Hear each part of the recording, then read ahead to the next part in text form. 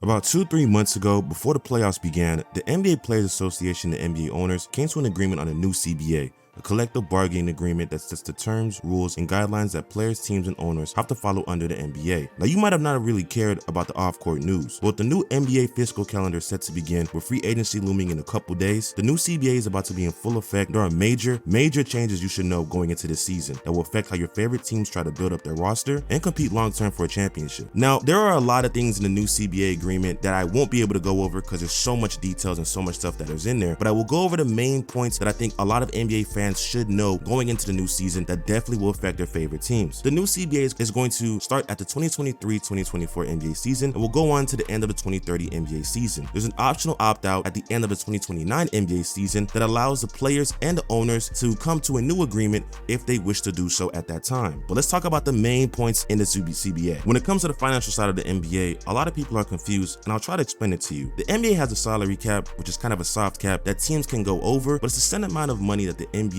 allows teams to spend on new players, basically a set amount of money that teams can use to fill out their roster on the NBA teams. There's a luxury cap that when teams pass that luxury cap, they're subject to fees and different penalties that the NBA can now induce on them for passing that amount of money spent on their teams. Teams have always gone past the luxury tax, and if you have big spenders and big owners who don't mind paying extra fees and extra money to the NBA that goes to other teams in the NBA as well, they can do so, like the Golden State Warriors have done for the past few years, and the LA Clippers as well. But now, in the new CBA, there's now a new second apron, which is around $17.5 million above the tax line, which restricts teams that are heavy spenders. But now, there's a new second apron, which is about $17.5 million above the luxury tax line that limits the amount of ways that heavy spending teams can sign free agents, execute trades, and even sign contracts to players in the NBA as well. Let me give a few examples. For teams that pass the second tax apron, they no longer have an MLE exception to sign players who are above the minimum salary. Now, for those of you who don't know what the MLE is, it's basically a mid-level exception that allows teams to sign players who aren't minimum salary caliber players, but slightly above average players that allow teams to basically have a get-out-of-jail-free card and sign players to their team. An example of that would be what the Golden State Warriors did this previous season in signing Dante DiVincenzo in the offseason. If the new CBA was intact, the Warriors would not be able to sign DiVincenzo to an MLE due to the fact that they're already past the second apron tax. The same could be said to the Los Angeles Clippers, who are above the second apron tax and wouldn't be allowed to sign John Wall like they did in the previous season. For teams that are below the luxury tax and teams that are below the salary cap can still use the room exception and the non-taxpayer MLE to sign players as well. But once you go past that second tax apron, you no longer have that ability to use that basically get out of jail free card to sign above average players in the NBA to your team. Another huge restriction to teams that are above the second apron tax is that they no longer have access to the buyout market. Now, we know how important the buyout market is for teams that are trying to contend. When we come into the mid-season after the All-Star break, many players are waived, and many championship level teams look at the buyout market to try to add in high caliber pieces to their team. However, if you're above the second apron tax like I've just mentioned, you no longer have access to that. And an example would be the Los Angeles Clippers signing Russell Westbrook last season. They wouldn't be able to do this under the new CBA. And I want to know real quick, just for you guys to understand, I know it's a lot of numbers, but for teams under the second apron tax and use their MLE, they are hard capped at the second apron tax. Let me explain it for you. So if you use your taxpayer MLE and you're above the salary cap and you sign a player, you no longer can go past the second apron tax wherever it's set. Again, it's above $17.5 million above the tax line. An example would be when the Dallas Mavericks signed JaVale McGee to a taxpayer MLE in the offseason. They no longer would be able to go past the second apron tax, meaning in that same season, they would not be able to trade for Kyrie Irving because they gained $8 million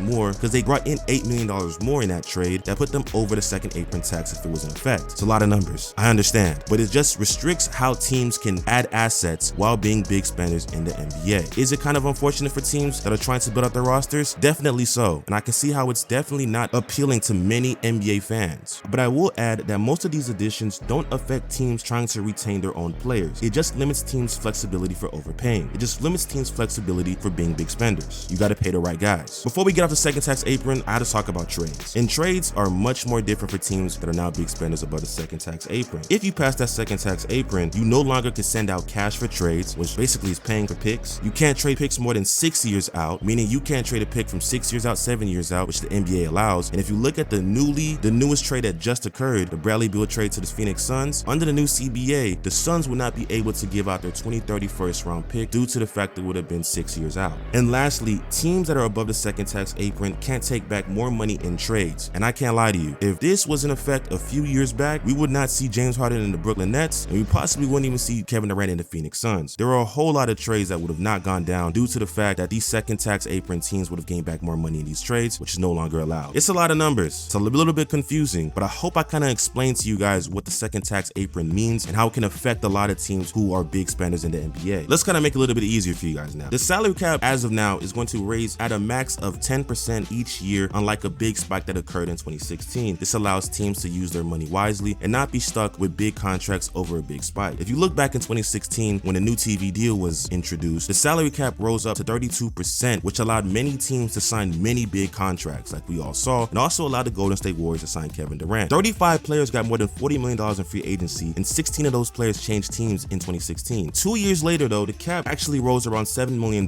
but there were so many bad contracts and so many bad cap sheets that only 10 players managed to earn over $40 million in free agency. The NBA wants to avoid that, and due to that, they're going to allow the cap to only move up at a max of 10% each year, which allows teams to gaugely use their money as the years progress. But the last thing we'll talk about when it comes to the salary side of the new CBA, contract extensions, which I think they made a good improvement on. Previously, under the old CBA, teams could only give up to a 120% increase on their own player's next deal, but under the new CBA, 140% raise on their next deal, which means that the home team can still pay their own players more money and still be able to retain their own players. When it comes to rookie extensions, which I really enjoy for teams that are rebuilding with so many assets, rookie extensions can now go up to 5 years, no matter if the player is a max caliber player or a player that you just want to re-sign, which means that you still have your young players that you want to cultivate and keep and still develop as you try to build your roster out to compete in the future. And again, I have to stress again, a lot of these implementations in the new CBA don't affect the ability for teams to re-sign and keep their own players. It really just restricts the ability of the teams to try and bring in new talent while paying a lot of money to players, while trying to bring in more talent to their team while being a big spending team already. I also love the ability of adding in 3 two-way contracts, which also allows teams to bring in more players that they can go ahead and take a look at and see if they have a fit on their roster. I think the only negative to that is the ability of veterans being pushed out due to the fact that they have two-way contracts that owners are much more lenient on because they're much cheaper players to pay. Let's talk about awards that have a new requirement for players to be eligible to win awards in the NBA right now. Players have to play at least 65 games at the minimum to be eligible to win any All-NBA, All-Defensive, or any league award in the game right now. To many people, this does not seem fair or adequate due to the fact that many star players who might be very good in our NBA or maybe be a top 10 player in the league right now may suffer an injury that might keep them out for maybe 20 plus games. Now, if that's the case, they won't be able to be eligible for an award in the game right now, which means you might have other players who aren't better than the best players in our league right now eligible for supermax contracts and winning awards over the players that we know are much better in them in that field. It's a huge question mark that many people aren't agreeing on, and I personally don't think I enjoy that as well, but I do like the fact that they now included all NBA awards, all NBA positions to be positionless, meaning that the top 15 players in the league are now eligible to be an all NBA player instead of having to fight over who can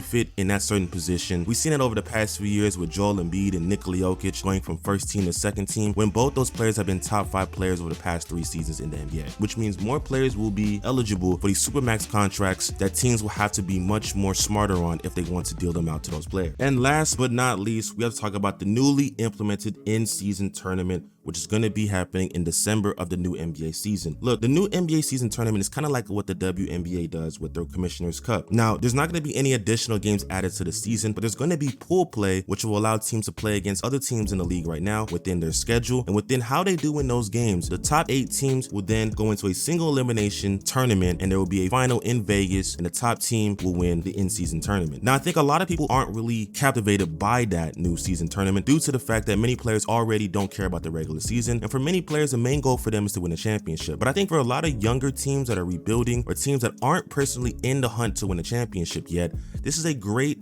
avenue for players to play in competitive games that actually mean something and still add a heightened importance on the regular season. I think people don't really care too much about the regular season, but I love that the in-season tournament gives us something to watch, especially in December when we can see different teams or different players perform well in a different environment compared to the regular season. We saw how the play-in tournament looked last year, and many people doubted how that would be, and it came out to be a very, very good addition to the NBA. I think the in-season tournament is going to be just like that, and I think depending on how the players perform and how it's ran in its first season, we can see it become a very, very addition to our NBA season. As of right now, it's rumored that the top players on those teams will win $1 million, and the second place teams will win $500,000 as well. I'm not gonna lie to you guys, these guys are already rich, but then again, money is money, and if you're giving me free money for being good, I'm gonna take it. But yeah, that's the in-season tournament. I am really excited to see how this goes this season. Now, the new CBA has a lot of information and newly additions that I wasn't able to mention, but I wanted to bring up the major points that I think a lot of NBA fans should know about, especially when it comes to team building, contract extending, and the salary cap that is going to be much different and how teams utilize it to build out their rosters. I'm excited to see how free agency begins this season, and I think this off season, because I think a lot of teams are going to have to are going to have to prepare much better for the long term due to the fact that their flexibility is going to be much more important as it comes into building out their roster. If you were to ask me, do I like the new CBA? We'll see. I think it's interesting with all the additions that they've added in, but we'll see how teams and players all operate under it over the next few years. If you enjoyed the video, definitely leave a like and subscribe to the channel. This video took me some time to go ahead and put out. I'm not gonna lie to you. If you enjoyed the video, definitely turn that post notification bell on so you never miss a video. And until next time, stay on beat.